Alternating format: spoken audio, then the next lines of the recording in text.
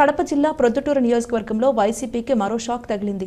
తాజాగా మంగళవారం ఉదయం వైసీపీ మున్సిపల్ కౌన్సిలర్లు ఇరువురు ఆ పార్టీని వీడి నియోజకవర్గ ఎమ్మెల్యే నంద్యాల వరదరాజులరెడ్డి ఆధ్వర్యంలో టీడీపీ కండువా కప్పుకున్నారు. వైసీపీని వీడిన మున్సిపల్ వార్డు కౌన్సిలర్లలో 38వ వార్డు కౌన్సిలర్ రమాదేవి, 14వ వార్డు కౌన్సిలర్ జిలానీ భాష ఉన్నారు.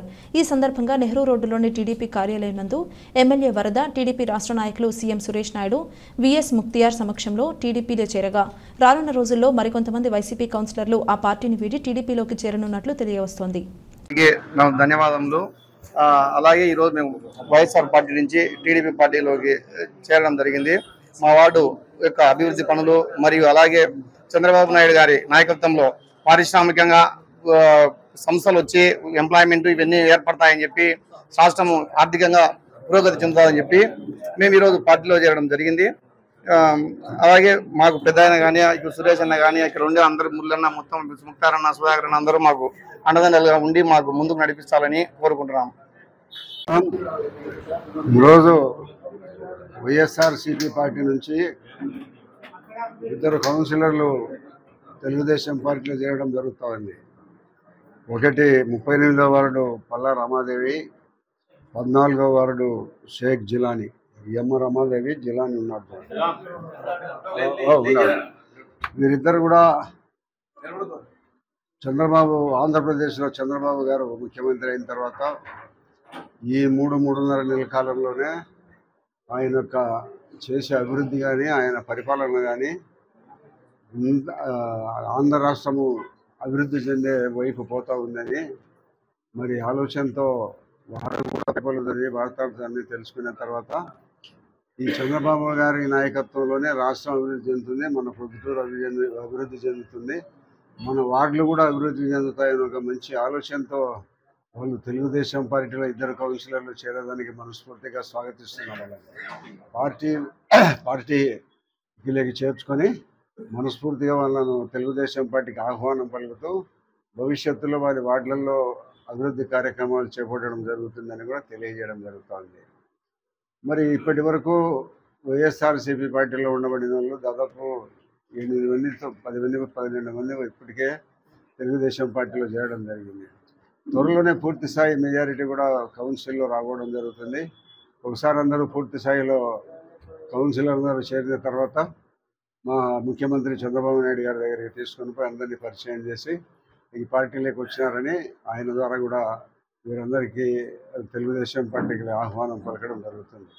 కాబట్టి భవిష్యత్తులో ఈ తెలుగుదేశం పార్టీ వల్లనే అభివృద్ధి సాధ్యమవుతుంది రాష్ట్రంలోని ఒక మంచి ఆలోచన వాళ్ళు చేసి ఈ పార్టీలోకి వచ్చిన దానికి హృదయపూర్వక ధన్యవాదాలు తెలియజేస్తూ భవిష్యత్తులో మా తెలుగుదేశం పార్టీకి సంబంధించిన సురేష్ నాయుడు కానీ మా వర్గం కానీ వీళ్ళందరూ మొత్తం అందరం కూడా వాళ్ళకి ఎలాంటి సమస్యలు వచ్చినా కూడా మేమందరికీ వాళ్ళకు వెన్నంటి అండదండలుగా ఉంటాం.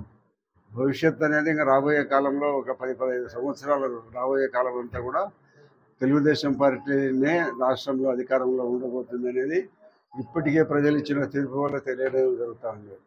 మరి జగన్మోహన్ రెడ్డి గారి పార్టీ మరి ఎన్నో రకాలైన సమస్యలు ఎదుర్కొంటుంది, అవినీతి ఆరోపణలు ఎదుర్కొంటుంది, ఆశ్రిత పక్షపాతము, మరి దేవస్థానాలలో కల్తీ చేయడము, ఇటువంటి పెద్ద సమస్యలు ఇరుక్కుపోతున్నాడు. ఆయన త్వరలోనే ఆయన మీద ఉండబడిన ఏసీబీ కేసులు కూడా ప్రారంభమయ్యి ఆయన 2029 ఎన్నికల్లో బయట ఉండే పరిస్థితి కూడా లేని పరిస్థితి ఉంటుంది.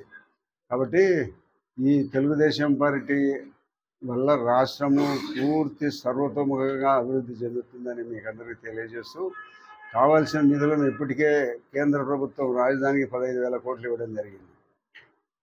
ఈ అభివృద్ధి అనేది నిరంతరం కొనసాగుతూనే ఉంటుంది. మేము ఎన్నికల్లో మేనిఫెస్టోలో ప్రకటించిన ప్రకారము సూపర్ 6లో ఇప్పటికే 1-2 నెరవేర్చడం జరిగింది. 4,000 రూపాయలు పెన్షన్ ఇవ్వడం జరుగుతుంది. అదే మరి ల్యాండ్ టైటిలింగ్ చట్టాన్ని తొలగించడం జరుగుతుంది. మరి ఈ దీపావళికి గ్యాస్ సిలిండర్లు కూడా ఇవ్వడం జరుగుతుంది. 2-3 నెలల్లో బస్సులలో ఫ్రీ కూడా చేయడం జరుగుతుంది. తర్వాత 15,000 రూపాయలు చదువుకునే వాళ్ళకు 15,000 నెలకు గృహిణికి ఇవ్వడం అనేది ఇవన్నీ త్వరలోనే నిర్ణయాలు జరుగుతాయి. 6 నెలల లోపలనే ఇవన్నీ కూడా పూర్తి చేయడం జరుగుతుంది. కాబట్టి ప్రజలందరూ భారీ మెజారిటీ ఇచ్చినారు. ఏదో గతంలో 2019 ఎన్నికల్లో 151 సీట్లు వైఎస్ఆర్సీపీకి వచ్చినాయంటేనే అది గొప్ప విజయం అని అందరూ చెప్పుకోవడం జరిగింది. అంతకంటే 4 రెట్టింపుగా 164 సీట్లు ఇచ్చినారు కూటమికి. కాబట్టి ఇంత భారీ ఎత్తున ప్రజాభిమానం సొరగొనే పార్టీకి భవిష్యత్తులో పార్టీ కూటమి పార్టీదే.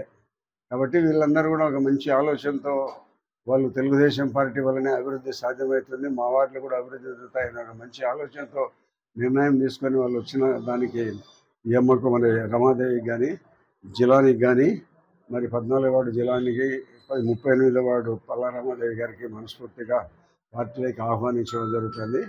అన్ని రకాల మా అండదండలు సంపూర్ణంగా వాళ్ళకు ఉంటాయి భవిష్యత్తులో.